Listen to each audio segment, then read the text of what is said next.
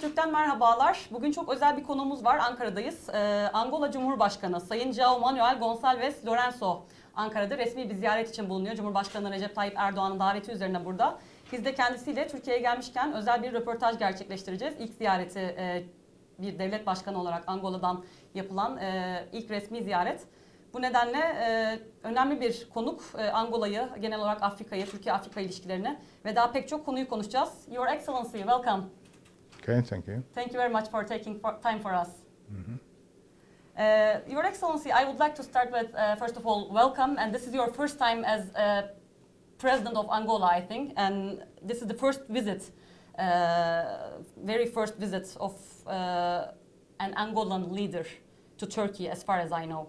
So could you please start with the importance of this visit and how was the visit in general? Let's start with that. Bom, de uma forma geral, nós consideramos que esta visita teve um grande sucesso, na medida em que, sendo a primeira visita de um chefe de Estado angolano à Turquia, conseguimos assinar cerca de 10 instrumentos de cooperação, dos quais eu gostaria de salientar o acordo de promoção e proteção recíproca de investimentos, o acordo dos serviços aéreos e outros que vão, com certeza, dar um novo impulso aos níveis de cooperação entre Angola e a Turquia.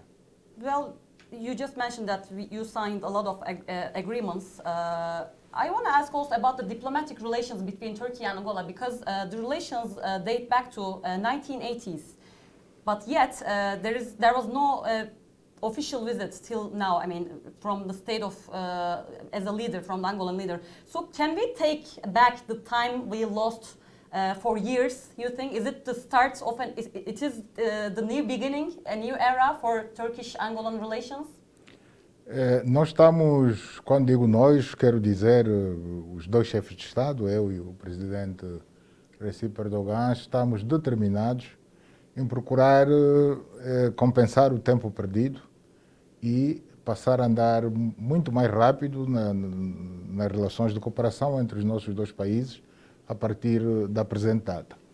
E prova disso é que 2 meses depois desta minha visita vai acontecer a visita do presidente Erdogan a Angola. Portanto, acordamos que no mês de outubro eu receberei em Luanda o presidente Erdogan, que se vai fazer acompanhar de uma grande delegação empresarial da Turquia. Your Excellency, Angola is undergoing a serious process of reforms and reconstruction. What kind of contributions can Turkey make to Angola? A grande contribuição que a Turquia pode fazer neste processo de reformas que Angola está a fazer é ajudar-nos com o seu investimento privado a diversificar a nossa economia. Portanto, nós precisamos do investimento privado turco para desenvolvermos os ramos da economia que não têm nada a ver com o setor petrolífero.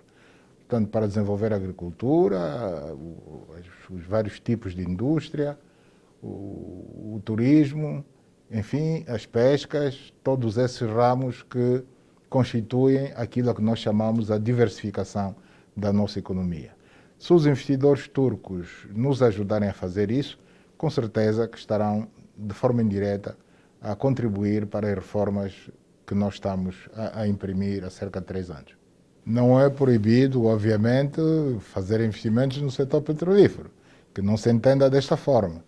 Quando a gente fala em diversificação, quer dizer que pode o investidor investir no setor petrolífero, mas que invista também em outros setores diferentes do petrolífero. Que não fica a ideia de que estamos a afastar os turcos de investir no setor petrolífero, não é isso. Yes, I will come to that oil issue and post-oil era later, but now I want to talk about a little bit more about current bilateral trade, because as our President Recep Tayyip Erdogan said, the bilateral trade, the current trade volume is very low for two such powerful countries. And you agreed to reach $500 million trade volume as a first stage only, not the next stages. So I want to ask, how do you see the potential of the bilateral trade between Turkey and Angola? And I think more Turkish investors and businessmen are interested. What do you observe? O potencial das trocas comerciais entre os nossos dois países é bastante grande. Efetivamente, o que aconteceu até a presente data é que estas trocas comerciais não chegaram a 200 milhões de dólares. Portanto, temos a obrigação de trabalhar no sentido de multiplicar esse mesmo potencial para números que estejam acima dos 500 milhões. 500 milhões é uma meta, digamos, pouco ambiciosa apenas para iniciar, para arrancar, mas em princípio devemos considerar que, como se diz, o céu é o limite. Portanto, dois grandes países como Angola e a Turquia têm a obrigação de colocar a fasquia muito mais alta quando falamos de trocas comerciais entre os dois países. Mr. President, you said unfortunately we didn't reach that volume and it's very low. I wonder why is that? I mean, what was missing till now? Why it is so low? Bom, eu penso que existirão ou terão existido até um passado recente um conjunto de fatores que não estimulavam a subida dessas trocas comerciais, nomeadamente o então ambiente de negócios que vigorava no nosso país, em Angola, dificuldade na concessão dos vistos, altos níveis de corrupção, enfim, falta de uma ligação aérea direta entre as duas capitais.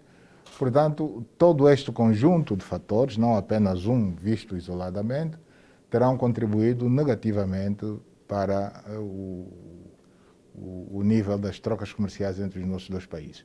Portanto, quer Angola, quer a Turquia, estão a fazer um esforço no sentido de mudar isso radicalmente e acredito que a partir desta minha visita e que será reforçada com a visita do presidente Erdogan em outubro, a Angola, vamos mudar este quadro de forma que eu espero seja radical. Mr. President, also I think direct flights between two countries will also start soon. You think it will also contribute to the trade volume and to relations in general? Com certeza que vai contribuir favoravelmente, portanto, a ligação entre as duas capitais, ligação aérea entre as duas capitais, Luanda e Ankara, pelas duas companhias aéreas, a Turkish Airlines e a Angola Airlines, portanto, vão facilitar as viagens não só dos cidadãos no geral da Turquia e da Angola de um país para outro, mas muito em particular facilitar os contactos entre os homens de negócios. Mr. President, I also want, now we spoke about Turkey's presence in Angola a little bit. Now I also want to ask you other countries' presence in Angola and also in Africa in general. Which countries are investing more, for example, in Angola? China, I think, is heavily investing in Africa. How is the situation in Angola, I wonder? Bom, Angola conta com investimento de vários países, portanto, não apenas da China, mas de grande parte dos países europeus. Portanto, há investimento francês, português, espanhol, italiano, alemão, britânico, investimento americano. Portanto, nós estamos abertos ao mundo e aceitamos, recebemos de bom grado os investidores de praticamente todas as partes do mundo. Mr. President, from my readings, I learned that you were very active in the struggle against Portuguese colonial rule as a teenager. And this is really worth mentioning, I think. I want to ask, what are the ongoing consequences of European colonialism in Africa in general, and your country, Angola in particular? How deeply did colonialism impact Africa's political and economic well-being? Bom, o colonialismo teve um impacto negativo sobre os nossos países de vários pontos de vista, a começar pelo ponto de vista demográfico. O nosso continente perdeu milhares dos seus melhores filhos que foram deportados, portanto, através do sistema esclavagista que reinou durante séculos, deportados para outro continente. Quero me referir concretamente para o continente americano, onde ajudaram a construir aquelas sociedades, né? Portanto, os escravos de África ajudaram a construir o Brasil, os Estados Unidos e outros países do continente americano.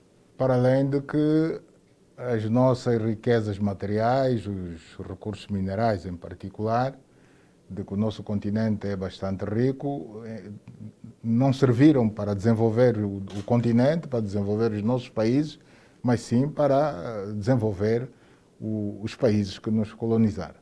Portanto, o que nós pretendemos é, a partir do momento em que conquistamos as nossas independências, é procurar inverter esta triste realidade que vivemos, no nosso caso concreto de Angola, durante pelo menos 5 séculos.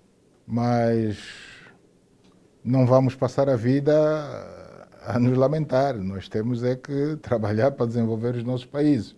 Já se passaram 45 anos, por caso concreto de Angola, pelo menos 45 anos da nossa independência e temos que ir para frente, pensar positivo, esquecer o passado e procurar desenvolver os nossos países. A Segunda Guerra Mundial destruiu muitos países europeus, destruiu a então União Soviética. Bom, o que esses povos europeus que viram a guerra, da Segunda Guerra Mundial fazer, o que eles fizeram foi arregaçar as mangas e reconstruir os seus países, desenvolver os seus países.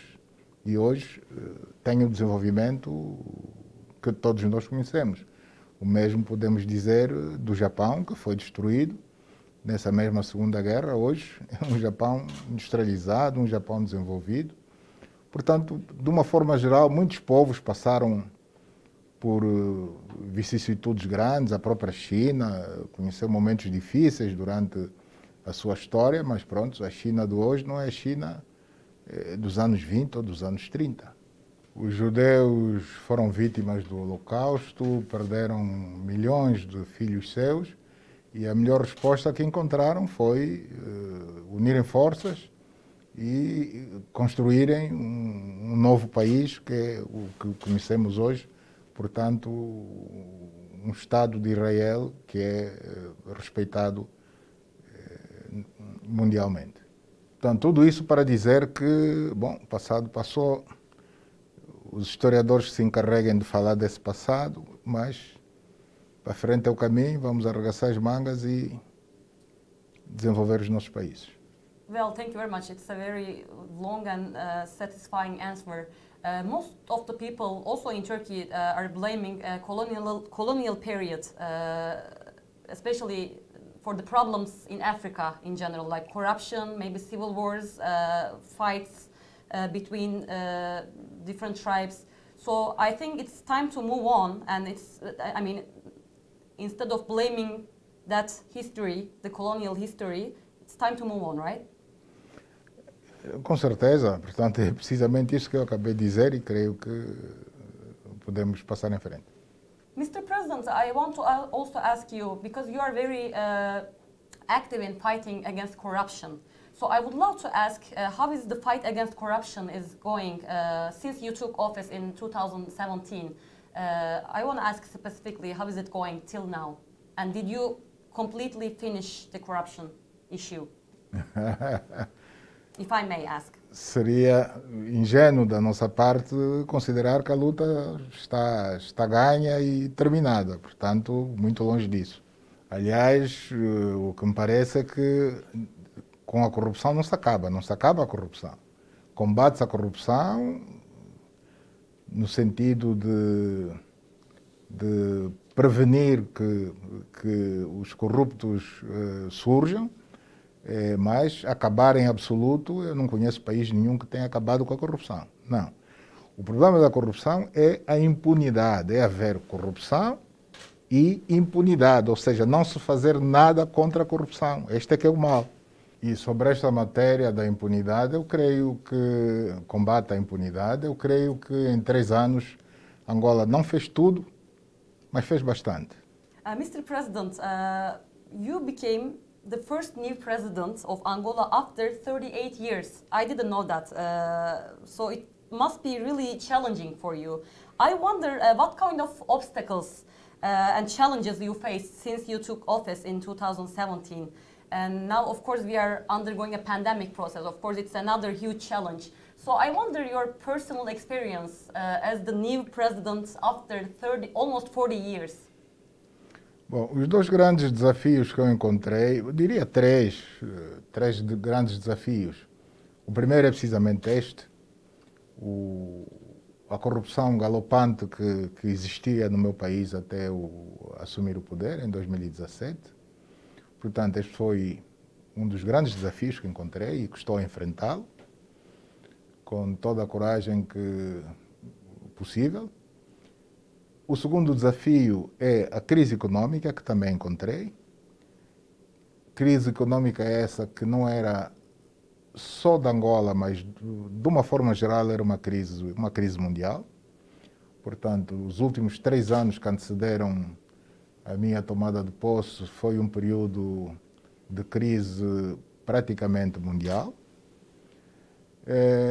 Bom, e como se não bastasse, em 2020, logo no início do ano, mês de janeiro, fevereiro, um terceiro desafio surgiu, que é, sem sombra de dúvidas, a pandemia da Covid-19.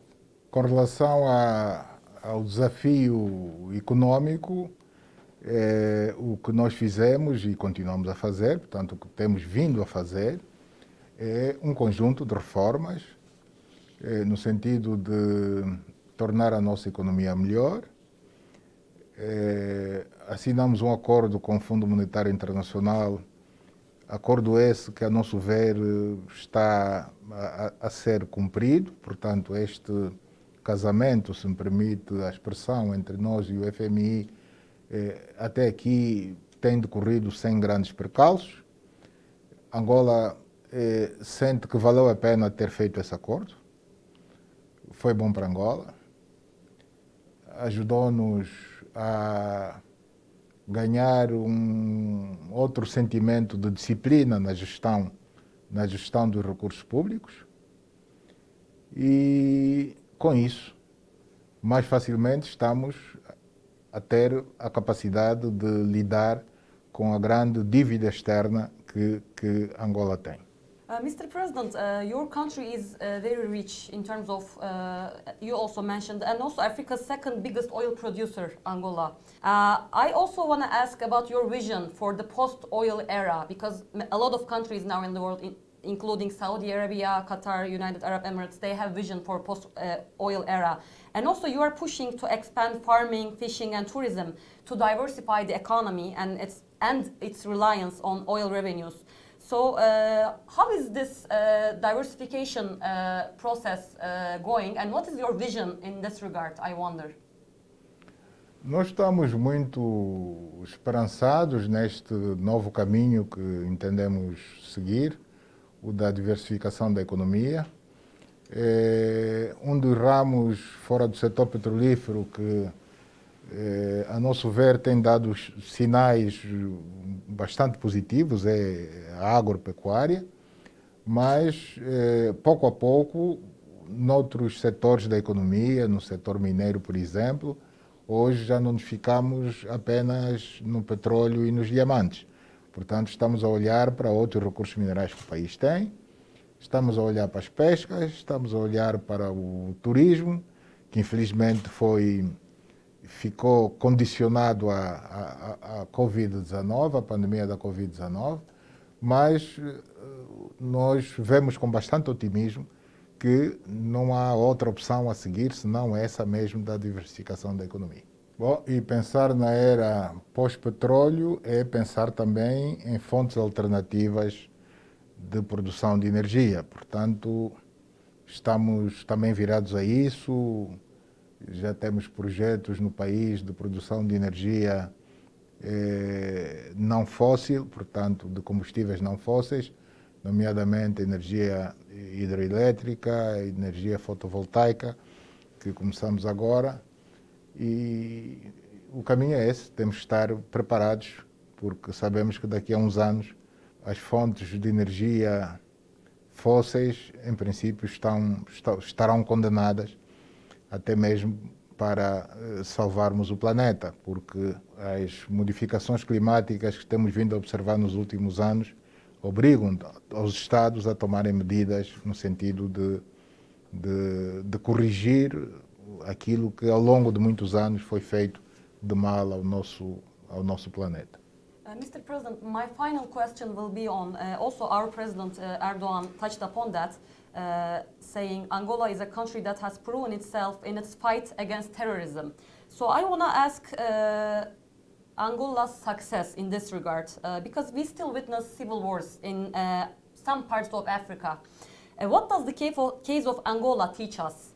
And how can Africa prevent further civil wars and the existing ones? Bom, o exemplo de Angola é a resolução dos conflitos armados pela via do diálogo. E essa experiência nós temos procurado transmitir aos países irmãos com quem temos relações, transmitir e ajudar, na medida do possível, a resolverem também os seus conflitos por esta via. Isso por um lado. Por outro lado, com relação ao terrorismo, com o terrorismo não se negocia. Ou melhor, contra o terrorismo não se negocia. Luta-se, combate-se. E é isso que tem que ser feito. Portanto, estamos a assistir à proliferação do terrorismo no nosso continente, ali na região do Sahel, envolvendo um conjunto de vários países importantes. No Corno da África, que é uma situação um pouco mais antiga, hoje temos também problemas no nordeste de Moçambique, em Cabo Delgado. Na República Democrática do Congo, ações terroristas são levadas a cabo já há décadas. Portanto, há conflitos velhos e conflitos novos que hoje coabitam. E o que nós temos feito é lutar para ajudar os nossos irmãos do continente a encontrarem as melhores soluções para os problemas que ainda atravessam. Nós ontem reconhecemos o papel que a Turquia jogou na Líbia, que é um país do nosso continente. Acreditamos que a resolução do problema da Líbia pode ajudar os africanos a encontrarem também a solução para o terrorismo que, como dizia há bocado, se espalhou por aquela região do Sahel. Portanto, o epicentro é a Líbia, é a partir da Líbia onde são adquiridas as armas, onde o pessoal é formado, é recrutado, os mercenários são recrutados. Portanto, qualquer esforço que se faça no sentido da solução do problema da Líbia, indiretamente é um esforço que terá repercussão positiva na resolução do problema do terrorismo em África de uma forma geral, mas em particular no Sahel. Thank you very much, Mr. President. Thank you very much. I really appreciate. Muito obrigado. Thank you. Evet, Angola Cumhurbaşkanı'nı ağırladık. Ankara'daki ziyaretinde Türkiye-Angola ilişkilerini ve genel olarak Afrika ile Türkiye arasındaki ilişkileri ve pek çok konuyu konuştuk kendisinin ziyareti esnasında. Bir başka röportajda tekrar görüşmek dileğiyle. Hoşça kalın.